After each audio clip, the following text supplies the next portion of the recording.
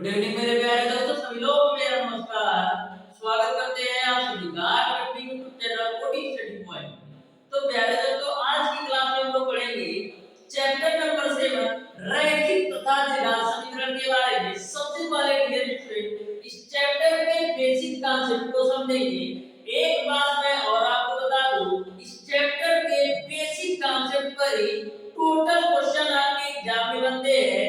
यदि आप इस चैप्टर के बेसिक कॉन्सेप्ट को अच्छी तरीके से समझ जाते हैं तो आपसे इस चैप्टर से कोई भी क्वेश्चन आपके एग्जाम में पूछ लिया जाए छूटेगा नहीं, और मैक्सिमम आप 10 से 15 सेकंड के अंदर किसी भी क्वेश्चन को सॉल्व कर सकते हैं। तो डियर स्टूडेंट, आज की क्लास में मैं आपको रैखिक तथा द्विघात समीकरण के बेसिक कॉन्सेप्ट को अच्छी तरीके से क्लियर कराने वाला हूं। तो वीडियो को शुरू से अंत तक जरूर देखिएगा, जिससे आपको पूरी अच्छी तरीके से रैखिक तथा द्विघात समीकरण का बेसिक कॉन्सेप्ट अच्छी तरीके से क्लियर हो जाए। तो स्टार्ट करते हैं आज की क्लास को। सबसे पहले डियर स्टूडेंट समझिएगा रैखिक समीकरण के बारे में। जो आपका रैखिक समीकरण होता है ये आपका दो प्रकार का होता है। पहला आपका होता है एक चर रैखिक समीकरण, दूसरा आपका होता है दो चर वाला रैखिक समीकरण। तो एक चर वाला रैखिक समीकरण वह समीकरण होता है जिसमें अज्ञात चरों की संख्या केवल और केवल एक होती है। यानी कि यदि आपको अज्ञात चर केवल और केवल एक हो तो उसको हम बोलते हैं एक चर वाला रैखिक समीकरण। यदि आपका अज्ञात चरों की संख्या दो तो उसको हम बोलते हैं दो चर वाला रैखिक समीकरण। तो इस तरीके से आपको समझ में आ गया होगा कि जो आपका रैखिक समीकरण होता है, रैखिक समीकरण, जो आपका रैखिक समीकरण होता है ये आपका दो प्रकार का होता है। पहला आपका होता है एक चर रैखिक समीकरण, एक चर रैखिक समीकरण, और दूसरा जो आपका होता है वो आपका होता है दो चर रैखिक समीकरण, रैखिक समीकरण। तो आपका जो एक चर रैखिक समीकरण होता है इसमें अज्ञात चरों की संख्या एक होती है, और दो चर रैखिक समीकरण में अज्ञात चरों की संख्या आपका दो होता है। यदि आप लिखना चाहें तो लिख सकते हैं कि ऐसा बहुपद जिसमें अज्ञात चरों की संख्या एक हो उसको हम बोलते हैं एक चर रैखिक समीकरण। ऐसा बहुपद जिसमें अज्ञात चरों की संख्या दो हो उसको हम बोलते हैं दो चर रैखिक समीकरण।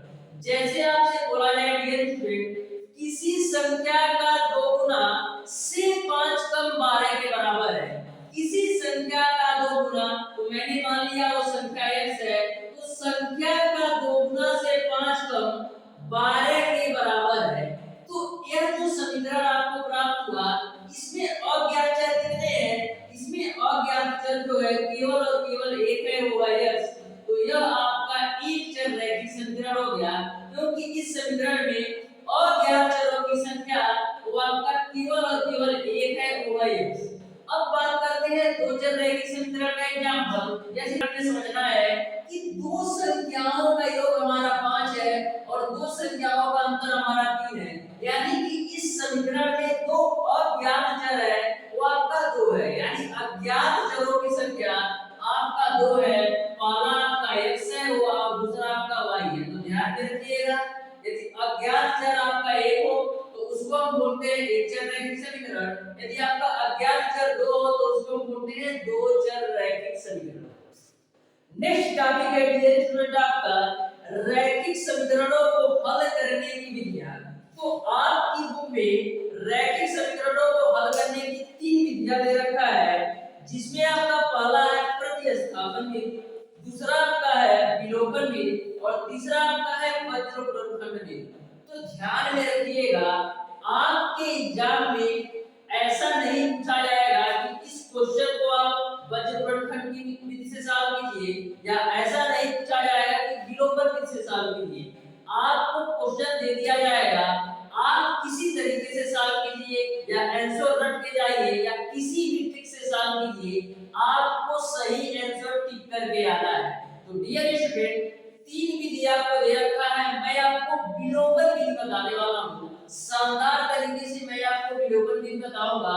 विलोपन विधि के माध्यम से टोटल क्वेश्चन का सॉल्यूशन हम लोग शानदार तरीके से कर सकते हैं, क्योंकि डियर स्टूडेंट आपको भी पता है इसमें जो टोटल क्वेश्चन पूछे जाते हैं आपके पॉलिटेक्निक एंट्रेंस एग्जाम में, टोटल पॉलिटिकल के टाइप के होते हैं।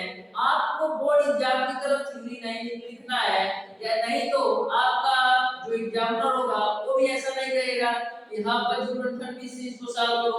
आप किसी तरीके से सॉल्व करो, चाहे ट्रिक से सॉल्व करो, चाहे किसी भी रूल से सॉल्व करो, या आंसर रट के जाओ, लेकिन उसको ऑप्शन सही ऑप्शन टिक को करना चाहिए। यानी कि यदि आपका सही ऑप्शन टिक होगा तभी आपको नंबर दिया जाएगा। तो ध्यान में रखिएगा, मैं आपको शानदार तरीके से विलोपन विधि को बताने वाला हूं, तो ध्यान से समझिएगा किसी भी द्विघात समीकरण को विलोपन विधि से कैसे सॉल्व करते हैं। जैसे डियर स्टूडेंट एग्जांपल के माध्यम से समझते हैं विलोपन विधि को कि रैखिक समीकरण विलोपन विधि से कैसे सॉल्व होता है। विलोपन विधि, तो ध्यान में रखिएगा डियर स्टूडेंट, मैं आपको एग्जांपल के माध्यम से समझाता हूं।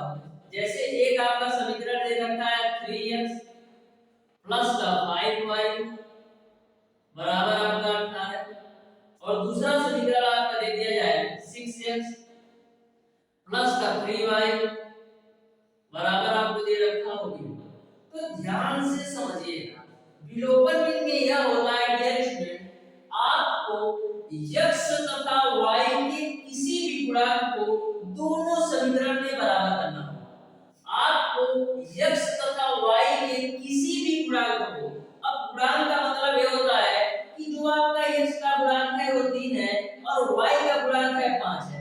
यहाँ पर x का गुणांक 6 है और y का गुणांक 3 है। तो करना क्या है, दोनों समीकरण में x अथवा y के गुणांक को बराबर करना है, यानी किसी एक के गुणांक को बराबर करना है।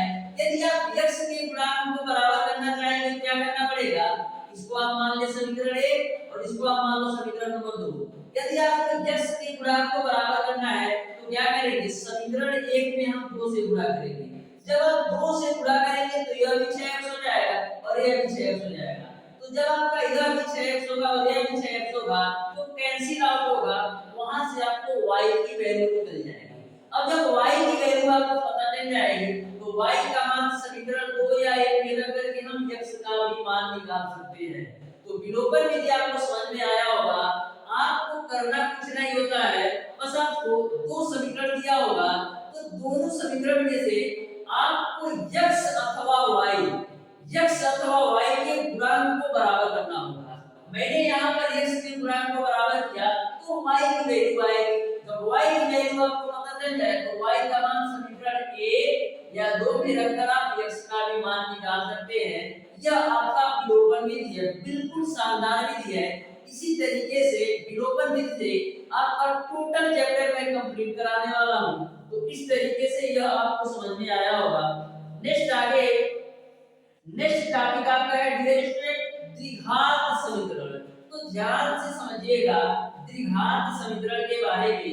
यदि आप नोट करना चाहते हैं तो नोट कर सकते हैं। समझिएगा द्विघात समीकरण के बारे में। द्विघात समीकरण, जो आपका द्विघात समीकरण होता है इसका जो मूल समीकरण होता है वो आपका होता है ax स्क्वायर प्लस का bx और प्लस का c बराबर 0। यह द्विघात समीकरण का मूल समीकरण है ax square plus bx plus c बराबर 0। अब दोनों मूल ज्ञात करने का जो तरीका है, यानी किसी भी द्विघात समीकरण के दोनों मूल ज्ञात करने का जो तरीका है, जो आपका फार्मूला होता है वो आपका होता है माइनस का b plus minus root over b square minus का 4ac डिवाइडेड बाय आपका होता है 2a। ये किसी भी द्विघात समीकरण के दोनों मूल ज्ञात करने का फार्मूला होता है, ठीक है। अब यदि आपसे पूछा जाए कि विविधतर क्या होता है, विविधतर को डियर स्टूडेंट इंग्लिश में बोला जाता है डिस्क्रिमिनेंट। तो डिस्क्रिमिनेंट यानी कि विविधतर, तो इसको हम डी से रिप्रेजेंट करते हैं, क्योंकि वेक्टर को इंग्लिश में बोला जाता है डिस्क्रिमिनेंट, इसीलिए वेक्टर को डी से रिप्रेजेंट किया जाता है। डी बराबर आपका होता है बी स्क्वायर माइनस का 4ac। तो इस बात को भी आप ध्यान रखिएगा, किसी भी त्रिघात समीकरण का जो वेक्टर होता है d बराबर बी स्क्वायर माइनस का 4ac होता है। अब बात करते हैं डियर स्टूडेंट, माना कि किसी भी त्रिघात समीकरण के दो मूल आपका अल्फा और बीटा है। मैंने मान लिया कि किसी भी त्रिघात समीकरण के दो मूल अल्फा और बीटा हैं, तो मूलों का योग की बात करें, मूलों की बात डाल लीजिए, मूलों का योग यानी कि क्या अल्फा प्लस बीटा का जो मान होता है वो आपका क्या होता है, माइनस का x का गुणांक बटे x स्क्वायर का गुणांक। तो माइनस का x का गुणांक बटे का आपका होता है x स्क्वायर का गुणांक। तो x का गुणांक क्या है, इस त्रिघात समीकरण में x का गुणांक b है, अब बाहर आपका माइनस है फार्मूला से, तो माइनस का b और x स्क्वायर का गुणांक आपका क्या है a, तो माइनस का b अपन नहीं हो जाएगा। यानी कि मूलों का योग अल्फा प्लस बीटा का जो मान होगा वो आपका माइनस का b बाई a के बराबर होगा। अब मूलों का गुणनफल देख लीजिए, मूलों का गुणनफल, जो मूलों का गुणनफल होता है वो आपका होता है अचर पद, अचर पद डिवाइडेड बाय x स्क्वायर का गुणन, x स्क्वायर का गुणन। तो अचर पद आपका क्या है, इन त्रिघात समीकरण में अचर पद आपका c है और x स्क्वायर का गुणन ये है, यानी कि आपका हो जाएगा c बाई a। इस बात को भी ध्यान में रखिएगा। अब बात करते हैं डियर स्टूडेंट, त्रिघात समीकरण का समांतर माध्य क्या होगा, यदि उसके मूल अल्फा व बीटा हो तो समांतर माध्य जो होगा आपका होगा, समांतर माध्य होगा वो आपका अल्फा प्लस का बीटा डिवाइडेड बाय 2, और जो हरात्मक माध्य होगा, हरात्मक हरात्मक माध्य, हरात्मक माध्य, हरात्मक माध्य जो होगा वो आपका 2 alpha into beta divided by alpha plus beta. तो इन बातों को आप ध्यान में रखिएगा। मूलों के योग पर भी आपके एग्जाम में क्वेश्चन बनता है, मूलों के गुणनफल पर भी बनता है, और समांतर माध्य और हरात्मक माध्य पर कब क्वेश्चन पूछे जाते हैं। यदि आप नोट करना चाहते हैं तो नोट कर सकते हैं। अब डियर स्टूडेंट नेक्स्ट आगे चलते हैं। नेक्स्ट आपका है मूलों के रूप में बीजगणितीय सूत्रों का अनुप्रयोग। तो ध्यान से समझिएगा, मूलों के रूप में बीजगणितीय सूत्रों का अनुप्रयोग कैसे किया जाता है और इन पर कौन-कौन से फार्मूले बनते हैं।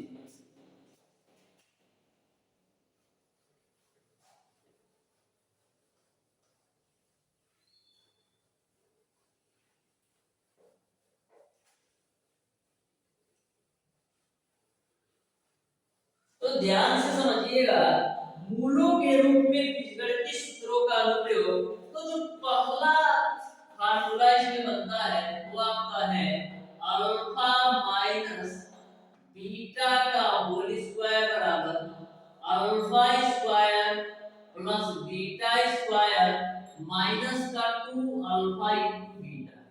एक चीज आपको समझ में आ रही होगी, आपको अलग से फार्मूला रटने की जरूरत नहीं है। क्यों?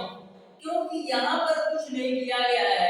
जैसे आपने a माइनस b का होल स्क्वायर का फार्मूला याद किया होगा, a square plus b square minus का 2ab, तो कुछ नहीं किया गया है। a की जगह अल्फा यूज किया गया है और b की जगह बीटा यूज किया गया है, बस और कुछ नहीं डिफरेंस किया है। तो अल्फा माइनस बीटा का स्क्वायर बराबर alpha square plus beta square minus का 2 अल्फा इनटू बीटा हो जाएगा। यही से बात करें अल्फा माइनस बीटा का मान क्या होगा, तो अल्फा माइनस बीटा का जो मान होगा वो आपका यह जो वैल्यू होगी वो पूरा रूट ओवर के अंदर आ जाएगी, यानी रूट ओवर आपका हो जाएगा alpha square plus beta square minus का 2 अल्फा इंटू बीटा के बराबर होगा। नेक्स्ट फार्मूला डियर स्टूडेंट आपका है अल्फा स्क्वायर प्लस का बीटा स्क्वायर। तो alpha square plus beta square बराबर क्या होता है अल्फा प्लस बीटा का होल स्क्वायर माइनस का 2 अल्फा इनटू बीटा। जब आप इस वैल्यू को सॉल्व करेंगे तो आपको यही वैल्यू मिल जाएगी।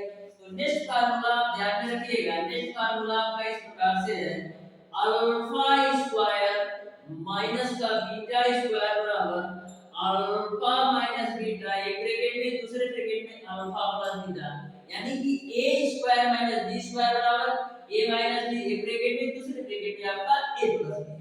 नेक्स्ट फार्मूला आप करिए अल्फा क्यूब प्लस का बीटा क्यूब।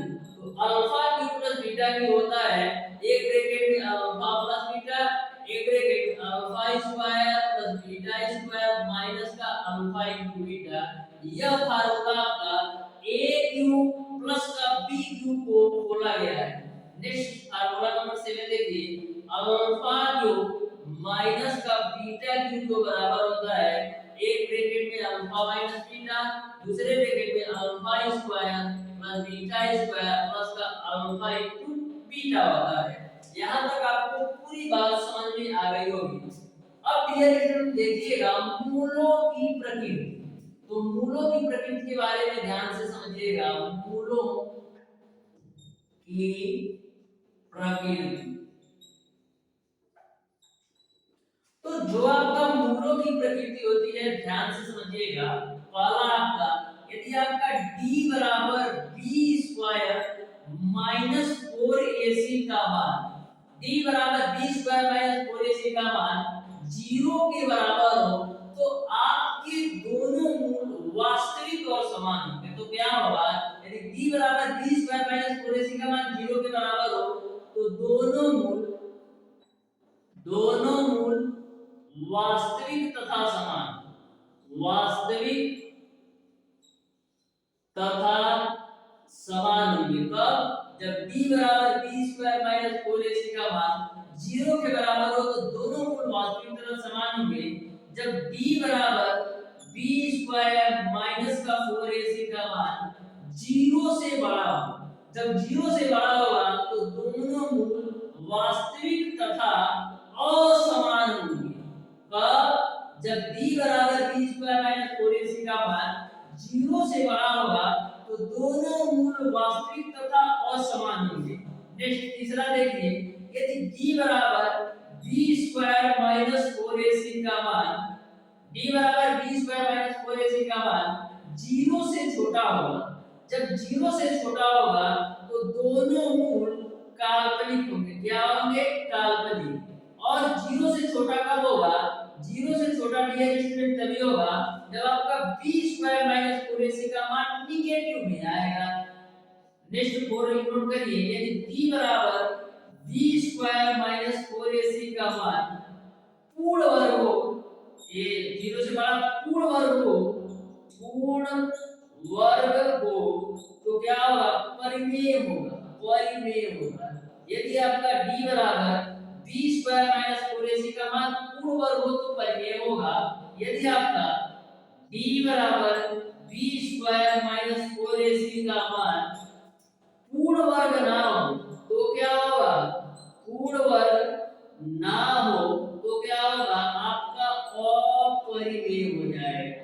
तो ध्यान में रखिएगा यह पांचों रूल आपको ध्यान में रखना है। यदि d बराबर b स्क्वायर माइनस 4ac का मान 0 के बराबर हो तो दोनों मूल वास्तविक और समान होंगे। यदि आपका d बराबर b स्क्वायर माइनस 4ac का मान 0 से बड़ा होगा तो दोनों मूल वास्तविक तथा असमान होंगे। यदि d बराबर b स्क्वायर माइनस 4ac का मान 0 से छोटा है तो दोनों मूल काल्पनिक होंगे।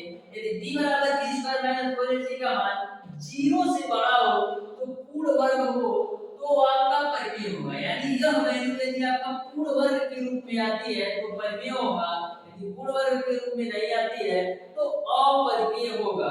अब डियर स्टूडेंट नेक्स्ट आगे ध्यान से देखिएगा एक कांसेप्ट और है जो आपका इंपॉर्टेंट फैक्ट के बारे में दिया गया है। तो ध्यान से प्रत्येक कॉन्सेप्ट को समझिएगा, क्योंकि इस चैप्टर का कॉन्सेप्ट ही सब कुछ है।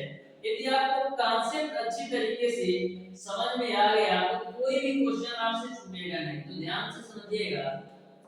यदि आपको दो समीकरण दे रखा हो, यदि आपको दो समीकरण दे रखा हो, एक आपका a1x प्लस का b1y प्लस का c1 बराबर 0 और दूसरा आपको दे रखा है a2x प्लस का b2y प्लस का c2 बराबर 0, तो यहाँ पर आपसे कंडीशन की बात करें कि अनंत अनेक हल, इन दोनों समीकरणों के अनंत अनेक हल होने का कंडीशन क्या होगा? तो अनंत अनेक हल, अनंत अनेक हल का जो कंडीशन आपका बनता है वो आपका बनता है a1 बट्टे का a2 बराबर, b1 बट्टे का b2 बराबर, c1 बट्टे का c2। यह दोनों समीकरण आपको दे रखा हो, अनंत अनेक हल का जो कंडीशन होगा वो आपका a1 बट्टे a2 बराबर, b1 बट्टे b2 बराबर, c1 बट्टे c2। अब क्वेश्चन कैसे पूछा जाता है? आपके एग्जाम में दो समीकरण दे रखा होगा, बोलेगा कि यदि यह दोनों समीकरण अनंत अनेक हल हो तो आपको k की वैल्यू ज्ञात करना है। तो यही फार्मूला आपको यूज करना है। दूसरा नोट करिए, अद्वितीय हल, अद्वितीय हल का जो कंडीशन होता है वो आपका होता है a1 बट्टे a2 बराबर आपका होता है b1 बट्टे का b2। नेक्स्ट आपका कोई हल नहीं होने का जो कंडीशन होता है, कोई हल नहीं, तो कोई हल नहीं होने का जो कंडीशन होता है वो आपका a1 बट्टे a2 बराबर, b1 बट्टे b2 बराबर नॉट इक्वल टू c1 बट्टे c2 होता है। तो तीनों कंडीशन को ध्यान में रखिएगा। अनंत अनेक हल का कंडीशन a1 बट्टे a2 बराबर, b1 बट्टे b2 बराबर, c1 बट्टे c2 होता है, और अद्वितीय हल होने का जो कंडीशन होता है a1 बट्टे a2 बराबर, b1 बट्टे b2 होता है। अब कोई हल नहीं होने का जो कंडीशन होता है a1 बट्टे a2 बराबर, b1 बट्टे b2 बराबर नॉट इक्वल टू c1 बट्टे c2। नेक्स्ट आपका है, यदि किसी भी द्विघात समीकरण के आपको मूल पता हो तो द्विघात समीकरण आप कैसे निकालेंगे? यदि किसी भी द्विघात समीकरण को आपको मूल पता हो तो द्विघात समीकरण कैसे निकालेंगे? तो द्विघात समीकरण निकालने का जो तरीका है वो आपका x स्क्वायर माइनस मूलों का योग, x स्क्वायर माइनस मूलों का योग, मूलों का योग इनटू का x प्लस का आपका होता है मूलों का गुणनफल बराबर आपका होता है 0। तो ध्यान में रखिएगा, यदि किसी भी द्विघात समीकरण के दोनों मूल आपको पता हो तो द्विघात समीकरण निकालने का तरीका है x स्क्वायर माइनस मूलों का योग इनटू x प्लस का मूलों का गुणनफल। नेक्स्ट आपका है, किसी समीकरण के मूलों की संख्या उसकी घात के बराबर होती है, यानी कि जितने भी आपके मूल होंगे उतनी ही घात होती है।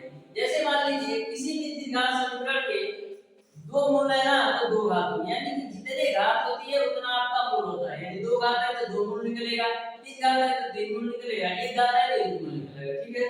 नेक्स्ट आपका है, यदि द्विघात समीकरण का एक मूल a प्लस का रूट ओवर b हो, यदि किसी द्विघात समीकरण का एक मूल आपका a प्लस का रूट ओवर b हो तो दूसरा जो मूल होगा वो आपका a minus root over b होगा। इस बात को भी आप ध्यान में रखिएगा, यदि किसी भी द्विघात समीकरण का पहला मूल a plus root over b हो तो दूसरा मूल जो आपका होगा a माइनस का रूट ओवर b होगा। यदि द्विघात समीकरण के मूल बराबर हो, यदि किसी द्विघात समीकरण के मूल बराबर हो तो आपका होता है b स्क्वायर बराबर 4ac। तो ये सारी चीजें आपको माइंड में सेट करके रखना है। बस इतने ही कॉन्सेप्ट आप ध्यान में रखिए। तो इस चैप्टर से कोई भी क्वेश्चन आपका छूटेगा नहीं, और कोई भी क्वेश्चन रैखिक तथा द्विघात समीकरण से पूछ लिया जाए तो मैक्सिमम आप 10 से 15 सेकंड के अंदर सॉल्व कर सकते हैं और 100% एक्यूरेसी के साथ कर सकते हैं। तो डियर स्टूडेंट, जितने भी फार्मूले मैं आपको नोट करवाया, टोटल फार्मूले को आप 2 से 3 2-3 बार अच्छी तरीके से पढ़ लीजिएगा। इसके अलावा मैं आपको जितनी बार क्लास में क्वेश्चन करवाऊंगा, प्रत्येक क्वेश्चन के साथ मैं आपको फार्मूला को भी डिस्कस करूंगा। तो प्रत्येक क्लास को आप शानदार तरीके से देखेंगे तो भी आपको अलग से फार्मूला रटने की जरूरत नहीं है। क्लास में ही सारे फार्मूले आपको अच्छी तरीके से याद हो जाएंगे।